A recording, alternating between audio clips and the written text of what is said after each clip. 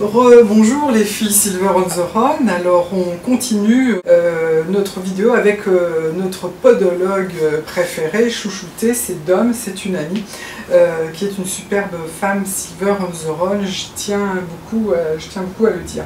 Vous avez remarqué, je vous ai mis un beau bouquet, j'ai été les couper, elles donnaient chez mon voisin, aucune raison qu'il en profite.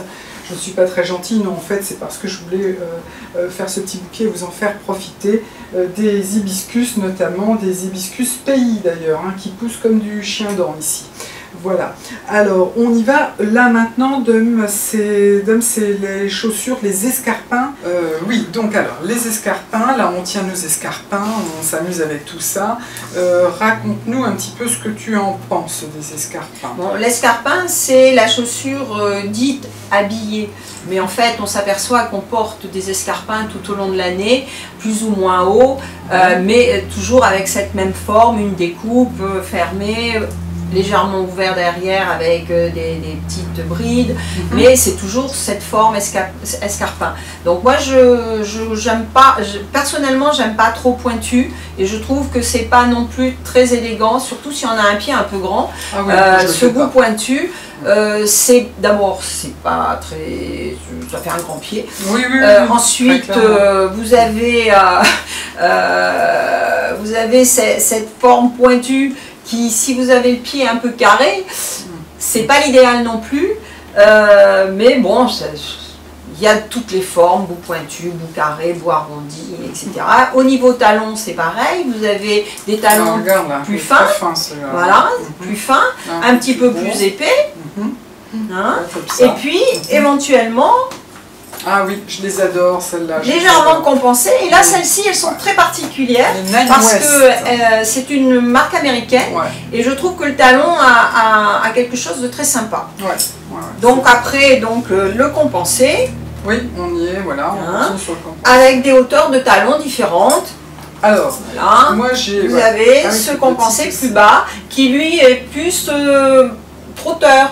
C'est l'escarpin forme escarpin, mais qu'on peut mettre quand même tous les jours pour aller se balader, etc. Alors que dès qu'on a un talon, c'est quand même pas l'évidence. Hein. Alors, moi j'ai une question à te poser, justement. On fait des plateaux maintenant. Hein. Là, je vois que ça c'est une paire à ça c'est depuis quelques années. Le plateau se voit pas. Non, là c'est super. Il est pris dans le. Alors qu'est-ce que tu en penses de ces histoires de plateau justement? Parce qu'on diminue. Oui, ça peut être sympa. Pour les petites, ça grandit. Oui, ça d'accord, mais je veux dire par rapport aux pieds. Par rapport aux pieds, bon, le plateau, on ne peut pas tellement plier le. La flexion n'est pas très bonne avec un plateau, donc on ne marche pas de façon... c'est pas l'idéal.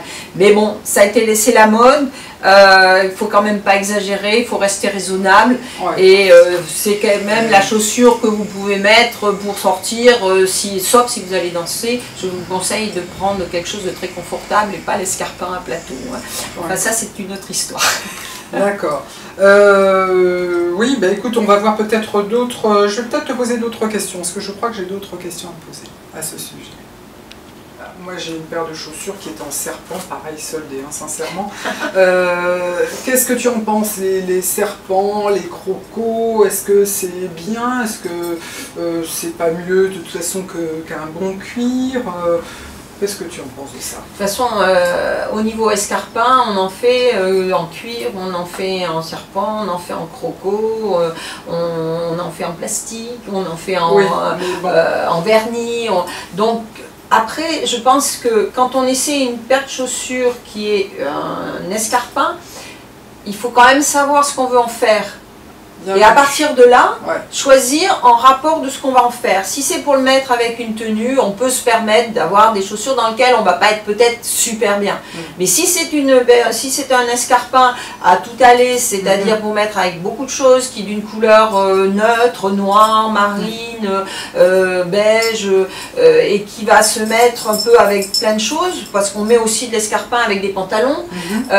Essayez de prendre des escarpins qui correspondent à une hauteur dans laquelle vous êtes bien. C'est pas la peine de prendre des échasses si c'est pour les mettre régulièrement, parce que là vous allez vous esquinter les pieds et en même temps vous serez pas bien. Bon, et puis si la hauteur de talon donc joue, après c'est le confort. Bon, vous pouvez tomber sur effectivement une chaussure qui va vous plaire, mais si vous êtes inconfortable et si c'est une chaussure dans laquelle que vous voulez mettre régulièrement, achetez pas, c'est pas la peine. On a toutes fait ces bêtises-là. Bon, c'est sûr que c'est mieux le cuir. Bon, vous avez du tressé aussi. Elles sont hyper confortables.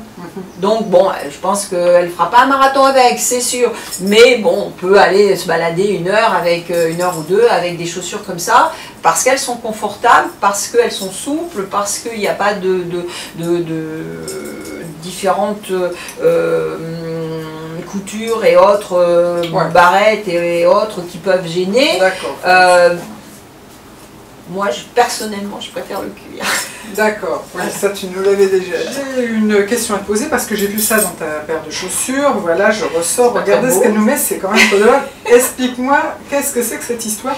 Et est-ce qu'on a le droit, en gros... C'est en cuir quand même. En cuir, ça c'est vrai, oui, je vois. Alors, raconte-moi pourquoi tu fais ça. Alors, et est-ce qu'on a le droit? J'ai acheté ces chaussures parce qu'elles étaient en compensé et je trouve que le talon compensé est très agréable parce qu'il est reposant. Il y a une assise du pied qui est intéressante. Bon, et d'autre part, bon, je les ai achetés parce que c'est des vernis.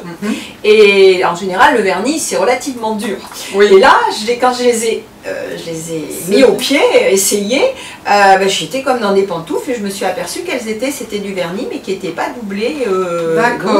C'était la peau au vernis. Donc moins rigidifié. Donc beaucoup plus souple. Et malheureusement, c'est qu'en les portant, elles se sont détendues.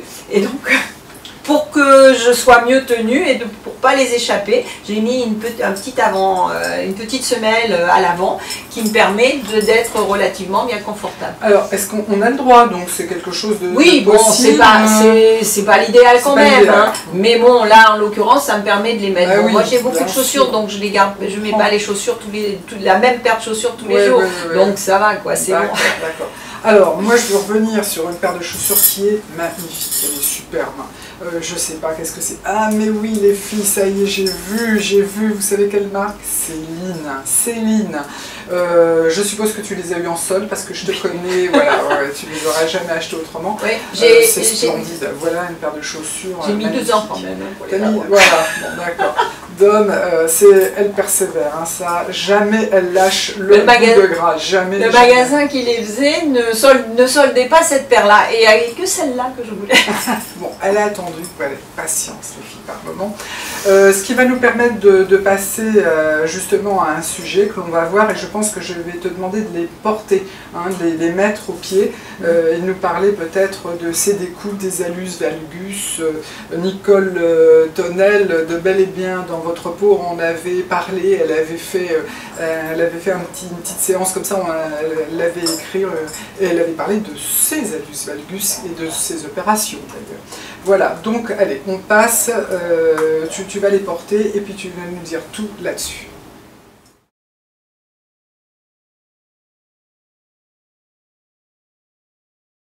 Tu viens de nous parler des soucis d'alus valgus avec les chaussures et notamment les escarpins. Donc là, tu as chaussé 2 escarpins.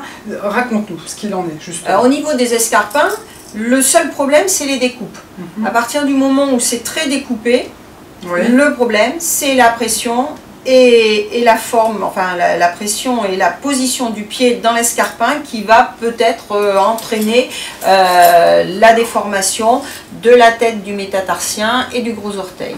Donc ce qu'il faut éviter, surtout si vous avez, si dans votre famille, maman, grand-mère ont des alus valgus, évitez d'acheter des chaussures qui ont une découpe, enfin des escarpins qui ont avec des talons, qui ont une découpe un petit peu trop importante et qui viennent juste passer, la découpe passe juste sur la tête métatarsienne. Est-ce qu'on amplifie dans ce cas-là? Dans ces cas-là, en position comme ça, on n'amplifie pas spécifiquement, mais à la marche, le pied bouge et la chaussure Donc, vu sa forme et vu sa découpe, vous aurez une pression qui peut entraîner une inflammation de cette tête métatarsienne et petit à petit un hallux valgus qui va apparaître.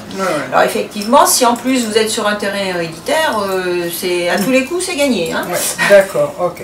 Donc voilà une précision sur Donc l'idéal c'est de choisir des escarpins avec une découpe qui englobe bien la première tête métatarsienne. Sur celle-ci, vous avez, c'est très limite. Sur celle-ci, c'est pareil, vraiment limite. Ensuite, si vous arrivez à trouver donc un petit peu plus fermé, c'est mieux. Ouais, d'accord. C'est pas évident à l'heure actuelle. À trouver, oui, c'est vrai. Surtout qu'elle soit pas trop découpée. Ouais, d'accord, ok.